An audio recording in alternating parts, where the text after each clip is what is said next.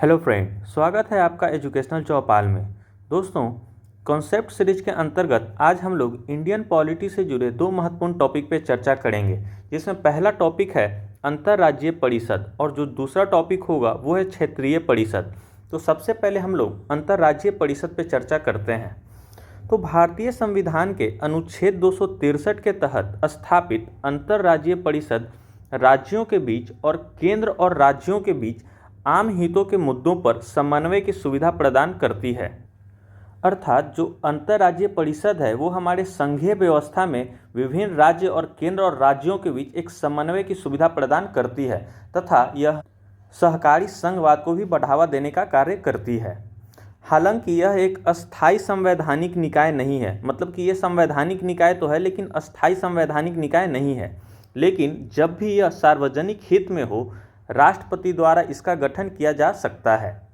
अंतर्राज्यीय परिषद की स्थापना पहली बार 1990 में सरकारिया आयोग की सिफारिश के बाद राष्ट्रपति के अध्यादेश के माध्यम से की गई थी।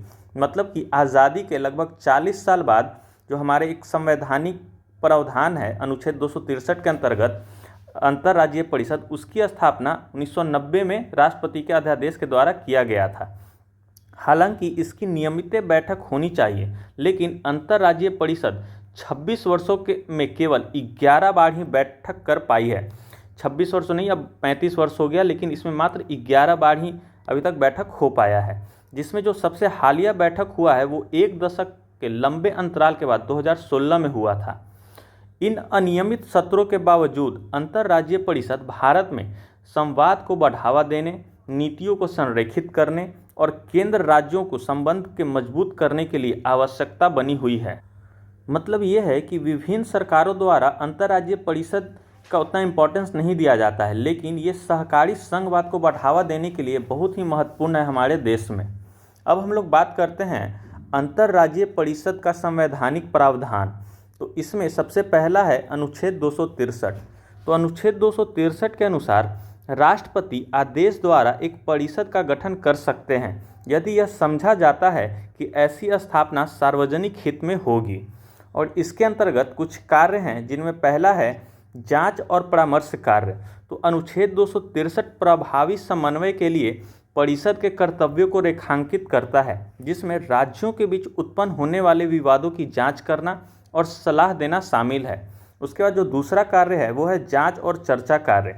परिषद को कुछ या सभी राज्यों के बीच या संघ और एक से अधिक राज्यों के बीच साझा हितों के विषय पर जांच और चर्चा करने का भी कार्य सौंपा गया है।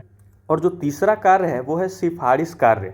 यह इन विषयों पर सिफारिश करने के लिए जिम्मेदार है, विशेष रूप से नीति और कार्रवाई के समन्वय को बढ़ावा देने के लिए। तो ये कुछ हो गया इसका संवैधानिक प्रावधान।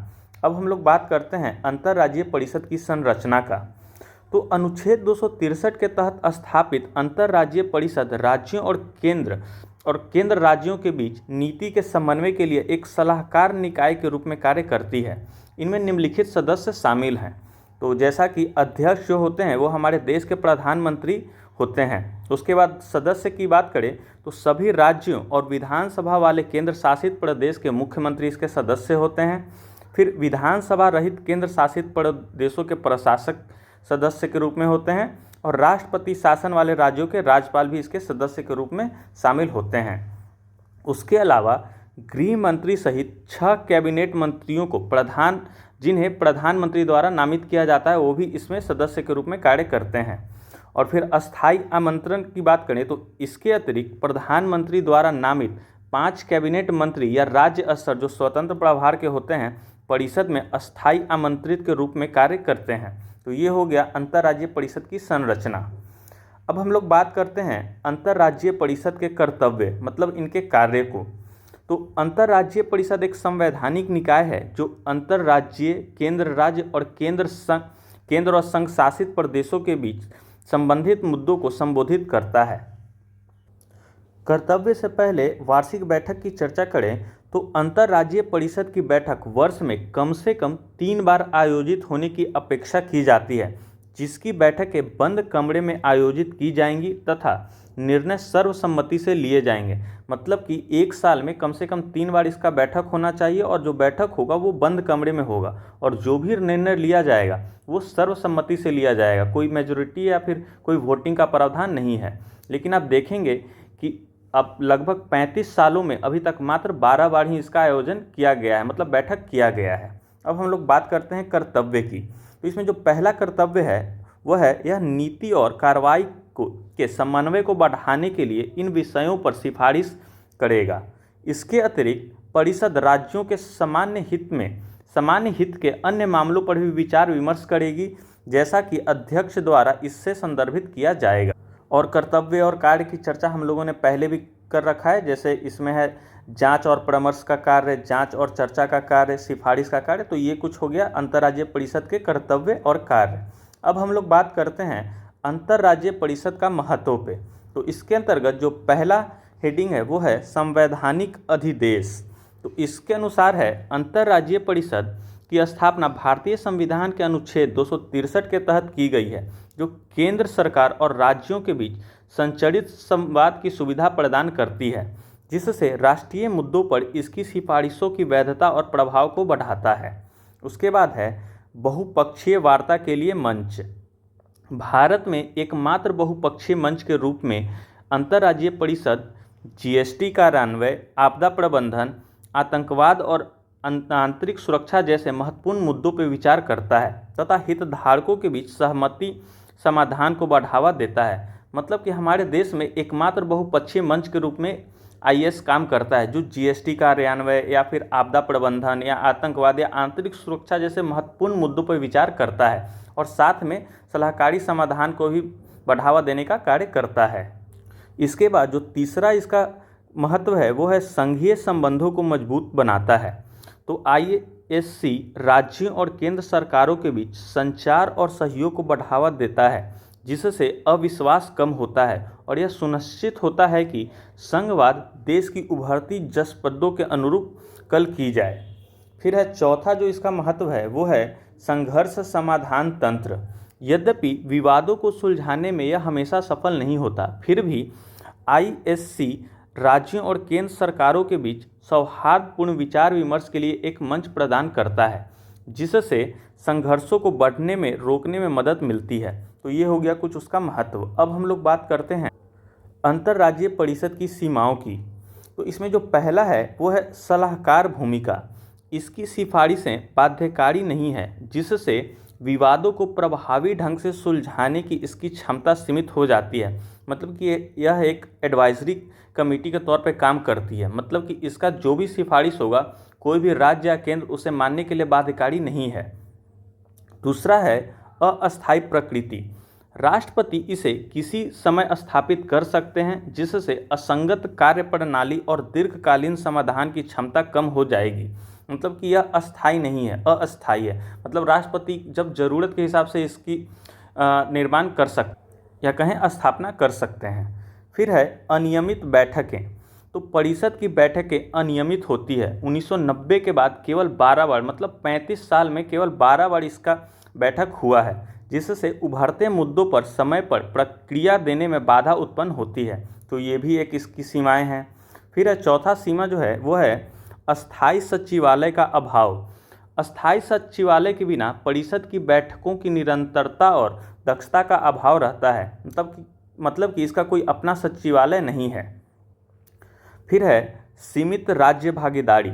सभी राज्य समान रूप से भाग नहीं लेते तथा कभी कभी राष्ट्रीय मुद्दे क्षेत्रीय चिंताओं पर हावी हो जाते हैं। मतलब कि ये जहाँ जहाँ अलग अलग सरकार होती है वो इन जनरल इस तरह के बैठके में भाग नहीं लेते हैं और वहाँ पे क्या हो जाता है कि उनका क्षेत्रीय मुद्दा वो राष्ट्रीय मुद्दा के नीचे दब जाता है। तो ये कुछ पॉइंट्स हो गए अंतर्राज्यीय परिषद की सीमाओं पे। अब हम लोग बात करते हैं आज के अपने दूसरे टॉपिक जो है क्षेत्रीय परिषद अर्थात जोनल काउंसिल पे। तो सबसे पहले हम लोग क्षेत्रीय परिषद की पृष्ठभूमि को समझ लेते हैं। तो इसमें क्षेत्रीय परिषदों का गठन का विचार जो सबसे पहला बार था वो प्रधानमंत्री नेहरू ने 1956 में रखा था और ये जब रखा था उस समय राज्य पुनर्गठन आयोग की रिपोर्ट पे बहस हो रहा था और उसी दौरान क्षेत्रीय परिषद की स्थापना का सुझाव रखा गया था। और यह सुझाव दिया गया था कि एक उच्च स्तरीय सलाहकार मंच स्थापित किया जाना चाहिए जो उस समय प्रचलित भाषाई शत्रुता के प्रभाव को कम करने एवं स्वस्थ अंतर्राज्यीय और केंद्र राज्य वातावरण बनाने में मददगार साबित होगा। मतलब कि इसका जो क्षेत्रीय परिषद है उसका जो गठन करने का विचार था सर्वप्रथम 1956 में प्रथम प्रधानमंत्री नेहरू ने रखा था और ये राज्य पुनर्आयोग की जो रिपोर्ट पे बहस हो रहा था उसके दौरान यह सुझाव रखा गया था।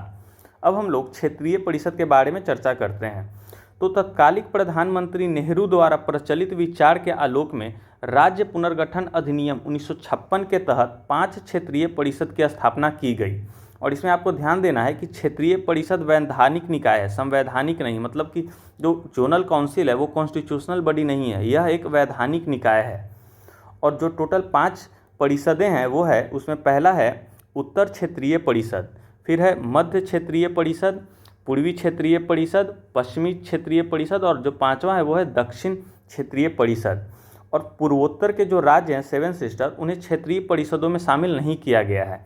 उनके लिए उनकी विशेष समस्याओं की देखभाल के लिए पूर्वोत्तर परिषद द्वारा की जाती है, जिसका गठन पूर्वोत्तर परिषद अधिनियम 1972 के तहत किया गया है।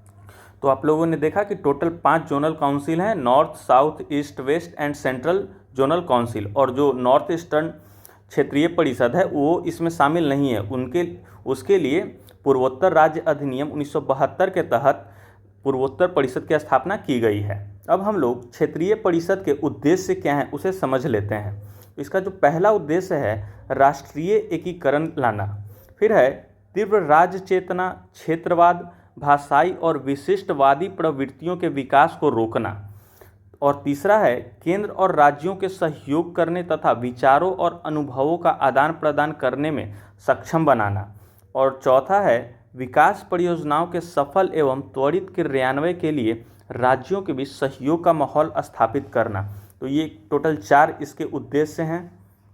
अब हम लोग बात करें क्षेत्रीय परिषदों का संगठनात्मक ढांचा का, मतलब इसके ढांचे की, तो इसमें जो अध्यक्ष होते हैं वो केंद्रीय गृह मंत्री होते हैं। और जितना भी टोटल 5 जो जोनल काउंसिल है उसका हर एक का अध्यक्ष केंद्रीय गृह मंत्री ही होते हैं। और उपाध्यक्ष की बात करें तो प्रत्येक क्षेत्र में शामिल राज्यों के मुख्यमंत्री उस क्षेत्र के लिए क्षेत्रीय परिषद के उपाध्यक्ष के रूप में कार्य करते हैं तथा प्रत्येक मुख्यमंत्री 1 वर्ष की अवधि के लिए यह पद पर रहते हैं। मतलब ये रोटेशन वाइज होता है। अगर मान लेते हैं कि किसी जोनल काउंसिल में टोटल 5 स्टेट हैं तो अध्यक्ष तो भारत के गृह मंत्री रहेंगे और जो उपाध्यक्ष होंगे वो स्टेट के मुख्यमंत्री होंगे और वो 1 वर्ष के लिए होंगे और फिर अगले वर्ष उसी में से कोई दूसरे स्टेट के मुख्यमंत्री बनेंगे। उसके बाद है तीसरा है सदस्य की बात करें तो प्रत्येक राज्य के मुख्यमंत्री तथा राज्यपाल द्वारा नामित 2 अन्य मंत्री तथा क्षेत्र में शामिल संघ राज्य क्षेत्र के 2 सदस्य होंगे। और सलाहकार की बात करें तो प्रत्येक क्षेत्रीय परिषद के लिए योजना आयोग, जो अब नीति आयोग के तरह काम करता है, द्वारा नामित एक व्यक्ति होगा। तो जो जोन में शामिल प्रत्येक राज्य द्वारा नामित मुख्य सचिव और अन्य अधिकारी विकास आयुक्त भी होते हैं और आवश्यकता अनुसार केंद्रीय मंत्रियों को भी क्षेत्रीय परिषद की बैठकों में भाग लेने के लिए आमंत्रित किया जाता है। तो ये इसकी संरचना हो गई। अब हम लोग क्षेत्रीय परिषद के कार्यों को देखते हैं।